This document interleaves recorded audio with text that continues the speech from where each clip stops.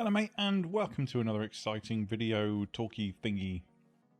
Today we're going to talk about probably one of the most important parts of being a coder that almost nobody ever talks about until it's too late. So let's imagine a scenario. One day you get a call from a recruiter on behalf of some huge game development studio. They've seen your work and they want to offer you a job.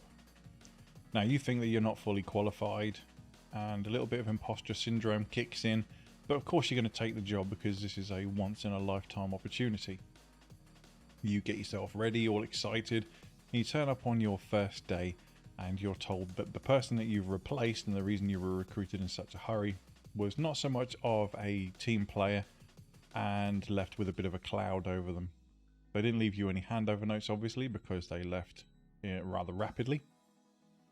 And none of their colleagues really have much of a clue as to what they've been doing because, as I said, they weren't much of a team player. After opening up the code files that your predecessor left off, you realise that you've got absolutely no idea what any of her code does.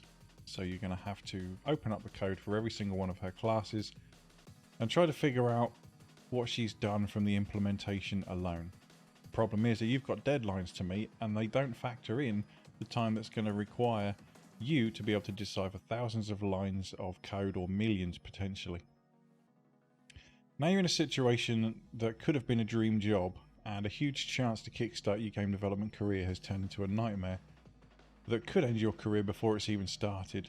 This company's invested millions of dollars into this project, so they can't just abandon it. And if you're not the person to fix this problem, then you'll be gone and somebody else will come along and put in the same position. Now let's look at another scenario. You've been writing your own visual novel for 2 years.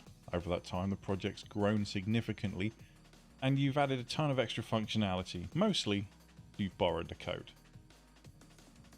You're still learning to code and you have adopted a learn as I go mentality because you really just wanted to start writing a game. You've borrowed code from other developers and have a loose understanding of what the code does.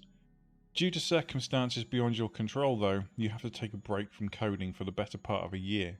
And when you come back to it, you've forgotten what many of the classes do and you've got absolutely no idea how the borrowed code works. In the end you end up abandoning the game and starting again because trying to decode all your previous work would just be too much hassle. So what was wrong with these two situations? How could we resolve both of them in one fell swoop? You may not have guessed it already at this point, but the problem in both these scenarios was a lack of documentation. You might have listened to the first scenario and feel that it didn't apply to you because you'll never get in that situation. You might be thinking that you have such a good memory or are so clever that these issues will never be a problem for you. In any professional coding role, documenting your code is part of the job description. Every class you write or method you design must be documented. Documentation is the public interface to your classes. It's how people, including yourself, will know precisely what the class does, i.e. what you put into it and what you get out of it, without ever having to keep reminding yourself of how it does it. Remember that as coders, we're responsible for the implementation of classes, but once we've written a class, we should be able to put that implementation to one side and focus on the interface from that point forward. So what makes good documentation? Well, you don't actually need to write War and Peace for each class. An interface can be as simple as writing the name of the class and the parameters that it require. Any public methods that can be accessed and the parameters that they require, and the outputs of those methods and what they are. A brief description of a class purpose might be helpful, but at no point do you need to discuss the implementation of that class. For those of you that are struggling with the terminology here, when I say implementation, what I'm referring to is the code contained within the class, i.e. how you've implemented the class that you wanted to write.